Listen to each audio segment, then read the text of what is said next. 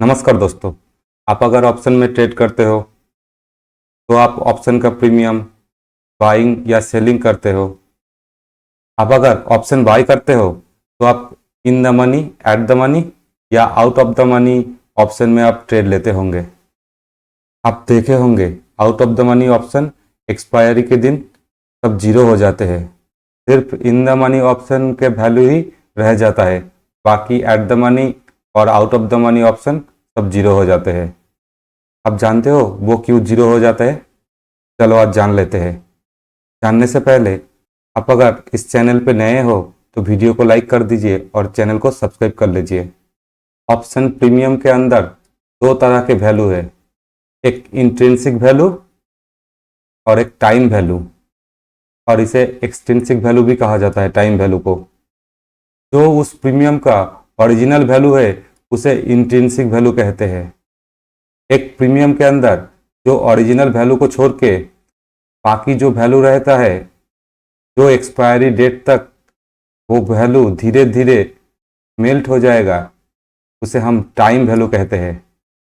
चलो इस intrinsic value और टाइम वैल्यू कैसे कैलकुलेट किया जाता है वो जान लेते हैं। सपोज निफ्टी 25,000 में है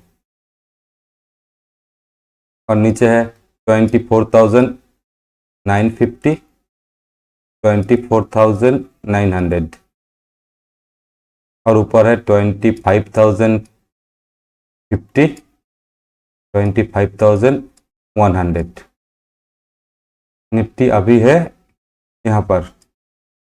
तो मैं पहले आपको कॉल का इंट्रिंसिक वैल्यू और टाइम वैल्यू निकाल के दिखाता हूँ। तो निफ्टी 25,000 में है अभी।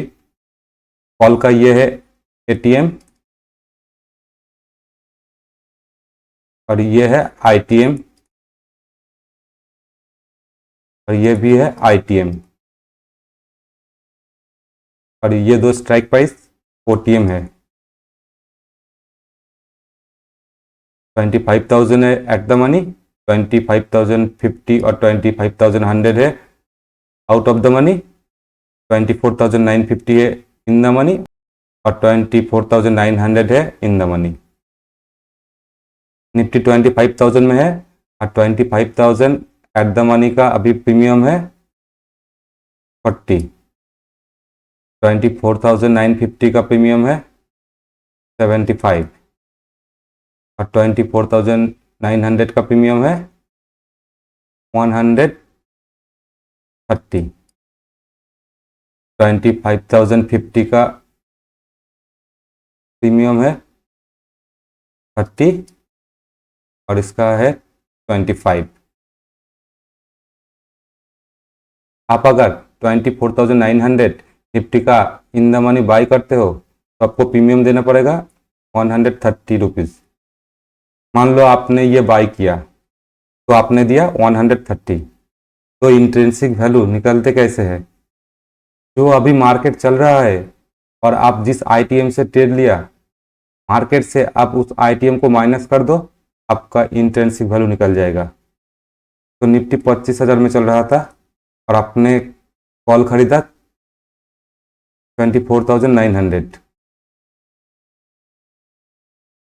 तो इस 24,900 आईटीएम का प्राइस निकल कर आया यहाँ पर 100 और आपने पे किया 130। तो आपने 30 रुपीज़ ज़्यादा दिया उसके इंट्रिंसिक वैल्यू से। प्रीमियम का इंट्रिंसिक वैल्यू तो निकल कर आया 100 और आपने पे किया 130। ये जो एक्स्ट्रा आप 30 रुपीज़ दे रहे हो वही टाइम वैल्यू है। तो आपने इंट्रिंसिक वैल्यू दिया 100 और टाइम वैल्यू दिया 30, टोटल 130।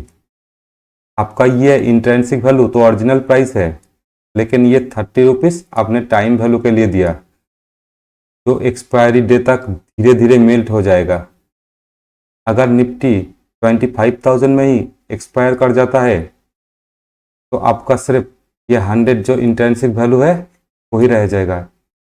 आपने जो 130 दिया था उससे ये 30 पिघल जाएगा, आपको रह जाएगा सिर्फ ये 130 की जगह 100। तो इन द मनी के अंदर इंट्रिंसिक वैल्यू रहता है, लेकिन एट द मनी और आउट ऑफ द मनी में कोई इंट्रिंसिक वैल्यू नहीं रहता है, सिर्फ टाइम वैल्यू रहता है। चलो एट द मनी को समझ लेते हैं। मान लो आप एट द मनी का कॉल खरीद लिया, तो उसके लिए आपने पे किया 40 रुपीज़। तो निफ्टी अभी 25,000 में है और आपने 25,000 का ही कॉल खरीद लिया। 25,000 से 25,000 माइनस करोगे तो आपका वैल्यू जीरो आएगा, तो आपका इंट्रिंसिक वैल्यू जीरो हो गया। आपने दिया है 40 रुपीज़ और ये 40 रुपीज़ सिर्फ टाइम वैल्यू है। अगर निफ्टी 25,000 से 10 पॉइंट या 20 पॉइंट चला जाएगा तो आपको इस वैल्यू के अंदर इंट्रिंसिक वैल्यू ऐड हो जाएगा। लेकिन अभी के लिए एट द मनी का इंट्रिंसिक वैल्यू जीरो है और आपने जो 40 रुपीज़ दिया है वो सिर्फ टाइम वैल्यू, और ये टाइम वैल्यू एक्सपायरी की डेट तक धीरे धीरे मेल्ट हो जाएगा। जैसे आपने एटीएम में कोई इंट्रिंसिक वैल्यू नहीं दिया, वैसे आप देख ही सकते हो ओटीएम में भी कोई भी इंट्रिंसिक वैल्यू नहीं है, सिर्फ टाइम वैल्यू ही है। और अगर निफ्टी 25,000 में एक्सपायर हो जाएगा तो ये सारा प्रीमियम आपका धीरे धीरे पिघल के जीरो हो जाएगा। सेम चीज़ आपका पुट का प्रीमियम के लिए भी है। उसका ओटीएम और एटीएम में कोई भी इंट्रिंसिक वैल्यू नहीं रहता है, सिर्फ टाइम वैल्यू रहता है। आईटीएम में सिर्फ उसका इंट्रिंसिक वैल्यू रहता है और उसके साथ साथ टाइम वैल्यू भी रहता है। आशा करता हूँ आपको प्रीमियम के अंदर जो इंट्रिंसिक वैल्यू और टाइम वैल्यू रहता है वो आपको समझ में आया है। अगर आपको ये वीडियो अच्छा लगे तो वीडियो को लाइक कर दीजिएगा और चैनल को सब्सक्राइब कर लीजिएगा। आज के लिए इतना ही।